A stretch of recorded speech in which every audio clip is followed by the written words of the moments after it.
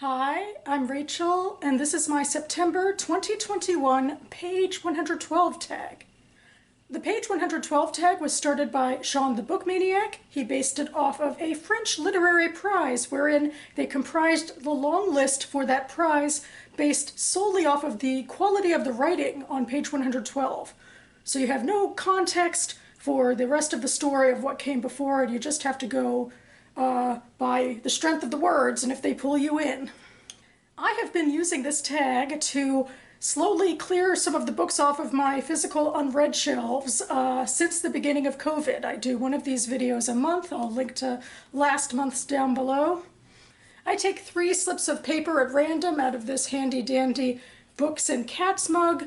The slips of paper are all books I've acquired from 2020 and before, and already there's still a fair bit in there. Anywho, I draw out the titles, pick up the books, read page 112 out of each of them, then discuss them here with you, their strengths and weaknesses, and then pick one of those 3 books to add to my month's TBR.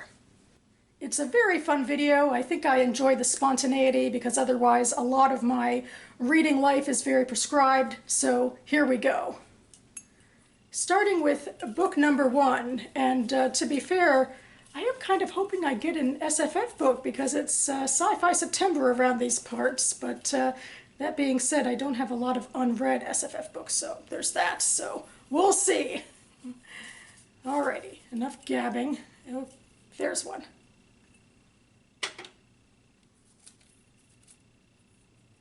River by Shira Naiman. This is kind of SFF, I think. There's a fantastical element to it. I believe I got this book in a giveaway from the Jewish Book Council last year, and it's about a young Jewish woman who is able to commune with her ancestors. So, yeah, actually this is some SFF.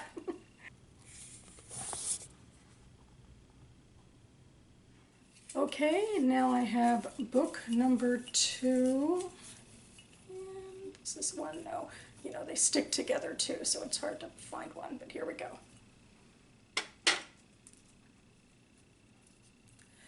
In the Land of Israel by Amos Oz. So we're definitely not in speculative fiction or fiction at all with this one. This is a book of his reporting, going around the Land of Israel, talking to a variety of people, including settlers, and trying to get a sense of where everyone is and the pulse around the time of the 80s. I'm pretty sure my mother gifted this one to me, actually, a couple years ago, maybe, because she said afterwards that she'd be curious to read it too. So I'm also very curious to see his take on these things. I'm a bit of a fan of Amos Oz and his writing and his take on things, so that's some incentive right there.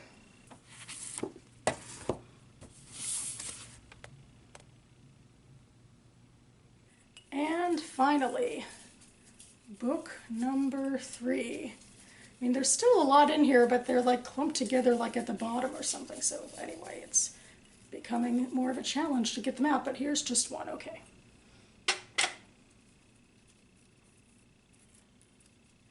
The Lost Girls of Camp Forevermore by Kim Fu. I was just looking at this book on my Goodreads TBR the other day and thinking, I wonder if I'll ever get to it, because it's another book that I believe I was gifted over winter holidays a couple of years ago, and of course haven't gotten to it yet because there's so many books on my TBR. And this one is about a friends group at camp, and it's been compared to The Interestings by Meg Wolitzer, which is one of my favorite books, so this could be good. I'm intrigued. Okay, I'm off to grab my 3 books. You'll already have seen that, but now I have to read my page 112s and then share my thoughts with you. So see you in a little bit.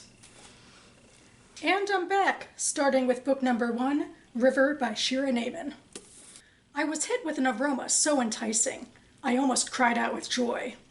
"You girls must be hungry," Jules said. "I have your dinner ready early." The spring suddenly back in my feet, I followed Darlene to the kitchen sink, where we washed our faces and scrubbed our hands with a coarse bar of soap. The dust from our long walk home had entered my pores and seemed stubbornly determined to stay there. I did the best I could, and when I was finished, I almost bounded over to the wooden table and sat down before one of the steaming bowls Joel had set there. "Mealy pap and chicken casserole," Darlene said, tucking in. "And a custard trifle for dessert," Joel said. I dug in too. The stew was pungent and extremely flavorful. It sat in its thick gravy on top of a mound of steaming cornmeal that had been cooked up in a chewy porridge. I couldn't remember when a meal had tasted so good. I swallowed the last mouthful, trying to stem the disappointment I felt at the sight of the empty bowl. I was still so hungry, as if I hadn't eaten at all. But then Joel appeared beside me with the pot and ladled another helping of the mealy pap. A moment later, he returned with some more stew. I ate more slowly this time, relishing each mouthful. Joel went into the laundry room off of the kitchen, and as we ate, I could hear the sound of water filling through a trough, followed by a great swooshings. I pictured Joel at work, perhaps washing the family's linens. And then there's a break. Once the large meal had given chase to my ravenous hunger, I was able to pay attention to the room, which was spacious and had a certain rough elegance. Across from us stood an enormous glass-fronted cabinet containing an assortment of dishes and glassware.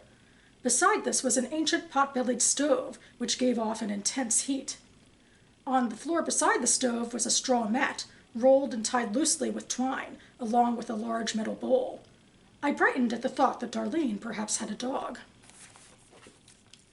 Okay, so I like this, it's crisp and engaging.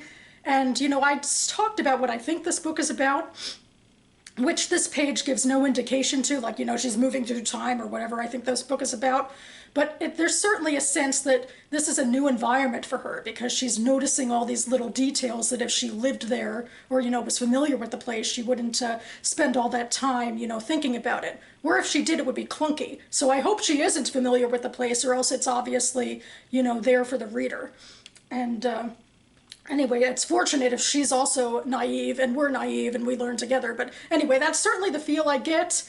And covers a lot of bases. We have hunger and taste and smell and vision and hearing and just a three-dimensional little house there and nice little relationship, it seems. We don't really have much by terms of character development other than the fact that Joel seems to be kind and a caretaker, and even if this narrator is, snarfing down his or her food, he'll, give her second helpings. So yeah, and yeah, I even like the end of the page just because, that question, does Darlene have a dog? And, it hints to the fact that she'll learn more about these people. I think it's a she. So yeah, it's a good one. Book number 2 is In the Land of Israel by Amos Oz. We were hoping to avoid a confrontation and to allow the Rabin Perez government to save face. We figured that, as far as this particular area was concerned, we might succeed in stretching the Labor Party territorial doctrine, what they call consolidating Greater Jerusalem, by a slightly broader interpretation. And we also managed to exploit the split between Yitzhak Rabin and Shimon Peres. The political echelon informed us, the answer to your request to remain in this area is negative. But the regional army commander has received an order to ignore you altogether, not to remove you and not to aid you in any way. I suppose they thought we'd cave in on our own and save them an evacuation by force. When our people heard this announcement late one night at the military administration building in Ramallah, we immediately broke out the cognac and drank a toast with the military commanders. That same night, they drove us back to Ofra by military vehicle because they didn't want anything to happen to us along the way. At that very moment, the order from the top not to aid us was breached. Later on, to prevent any Arab assault on Ofra, they passed on some spare weapons to certain settlements, and they passed them on to us. The highest level turned a blind eye. The position of the Rabin government was, at the least, ambivalent toward us. Why, once when we went to a meeting with Rabin, the director of his office told us that we were Perez's baby, and that therefore we shouldn't expect any help from Rabin. But Rabin didn't get in our way much either. The military in the area helped us a lot. Shimon Peres helped a lot. At least once a month, he'd come personally to visit us and see how we were doing. Okay, this one's a tough one in a few ways. It's a very controversial subject. Also, this entire page 112 was part of one single paragraph that started, I assume, maybe, hopefully on page 111, not earlier, and ended on page 113. So it's not exactly the cleanest, easiest writing to follow, and we're obviously in the middle of a situation that A lot of context would be helpful. I mean, I realize this tag is about assessing the value of the writing on the page, but certainly in terms of discussing a controversial nonfiction issue, such as what is certainly the settlements, is what Amos Oz is talking about, it would be nice to have more context. And I am surprised, though. I mean, certainly what it seems like from this page, he seemed more than okay with being in the settlements, like, celebrating that the Israeli government more or less wasn't enforcing the rules to evacuate them. There's also a little bit in here about fractions between the Labor Party government, between the two major rulers, Shimon Peres and Yitzhak Rabin. And this is certainly, it's a different time for Yitzhak Rabin too, at least given this page where he was mostly okay with what was happening, because later on he was, famous for trying to broker a peace deal. So yeah, I definitely still want to read this book. I'm wary about assessing its quality based on just on this one page, basically. I really don't think this fits the tag well because of, the subject matter being as, fraught as it is. And also the writing, just that it's this rambly, dense paragraph that goes on and on. So I don't think I'll be reading this now because it's a topic I think I'd want to choose with more care to read about, because it is such a fraught one. So I don't think that's in the cards for me anyway, and I don't think it fulfills page 112 anyway either, as being, a good, the strongest anyway, page 112. So I feel more okay in letting this one go. For now. And finally, book number 3 is The Lost Girls of Camp Forevermore by Kim Fu. The hours stretch into years of possible lives. Isabel thinks about how mad she'll be when it turns out to have been nothing at all. Victor came out of the water far down the beach, judged the water had turned, and is hiking back. He paddled his board into calmer waters, to lie flat on his back and doze, not realizing he's out of sight. The woman in the brown dress asks Isabel if she'd like something to eat. Isabel starts allowing for the possibility of a small injury, a twisted ankle. He's clinging to his board, out too deep, waiting for rescue. The woman in the brown dress says Isabel really should eat something. The light is changing. The sea is beginning to calm. The beach is filled with people, gawkers and onlookers, and those determined to enjoy themselves. The arcade lights up. The carousel plays its mocking tune. Serious injury, then.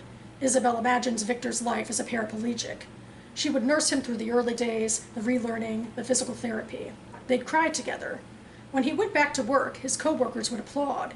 He'd join a wheelchair basketball league. And then there's a break. 5 miles down the beach, outside the wind tunnel made by the shape of the bright backing hills, 9-year-old June builds a sandcastle at the water's edge. Her parents are far up the beach. Her little sister Emma, who is hot and bored, sits between them underneath an umbrella and sucks on a freezer pop. June thinks she might be out of her parents' sight, or almost. A girl shape in a purple swimsuit. She feels a frisson of naughtiness. Lately, being alone feels exciting instead of scary. Or rather, it feels scary and exciting. Even though she doesn't do anything bad, it's just the idea she could. The realization that her mother doesn't know everything. June feels like she's invented lying by omission. Okay, well, this is an interesting one because I changed a little bit on my thoughts on it given the first and the second reading, and I think that has to do with the fact that just by default, when you read something for a second time, you pick up on nuances that you don't get the first time. And this is a page where you wouldn't pick up on everything immediately. We obviously are not told of some of the, background between Isabel and Victor, so those first few sentences are a little bit vague. And then in the second reading, I finally kind of got how concerned Isabel was, or at least thinking about Victor getting an injury because he's surfing. And then after that, we go to a completely new character, who on second reading, I think maybe this is the first we've been introduced to her, a 5-year-old girl who is also on this beach, which is the setting with them. So it's complicated because in this one page, we're introduced to 3 disparate characters and 2 storylines. So that's a lot going on and a lot to wrap your head around. But I liked it better on second read because I guess I could draw more connections. And I also like the physical writing a lot, the setting of the scene. And in general, I guess I'm more intrigued by these characters than I was by the characters in River by Shira Naiman in my first book on this second read, because there's just more going on in their lives in a way. I mean, the character in the first book is looking at a new place and trying to take it in and guess what it's all about, and she's hungry, and that's what we know about her. And in this, we know that Isabel has these flights of fancy about Victor and like these fantastical thoughts as she's watching him, and it's just like a rich interior life. And so does June, really, in her own way, because she's a little girl learning how to lie and sort of learning how to exist beyond the whims of her parents, which is an interesting thing to look at in fiction. So, I don't know. At first, I definitely was going to go with River by Shira Naiman. I thought that the writing was strong and, you know, you could stick with it really easily as you read through the page, even the first time. But now I'm liking this one more, The Lost Girls of Camp Forevermore, because I feel like there's more promise to it, that the characters are more intriguing, and I like the physical setting of it too.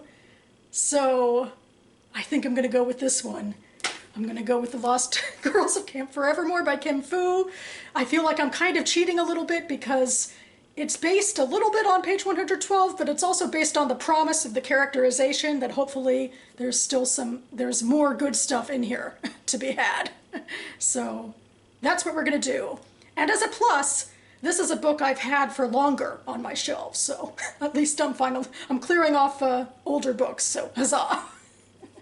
So that about covers it for me now. You can find the Goodreads links for all of these books listed down below.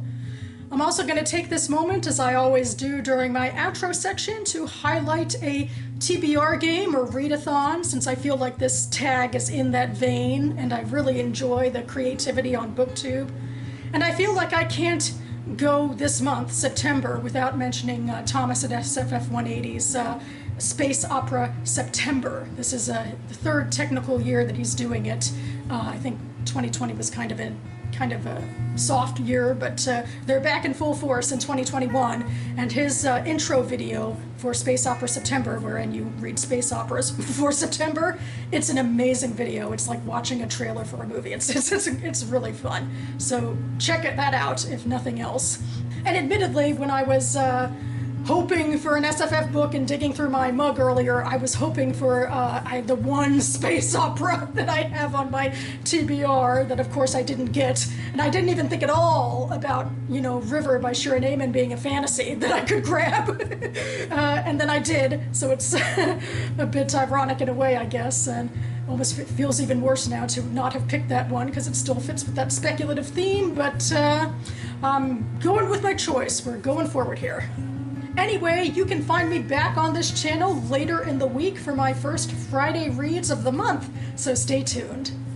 Thanks so much for watching, everyone, and I'll see you next time.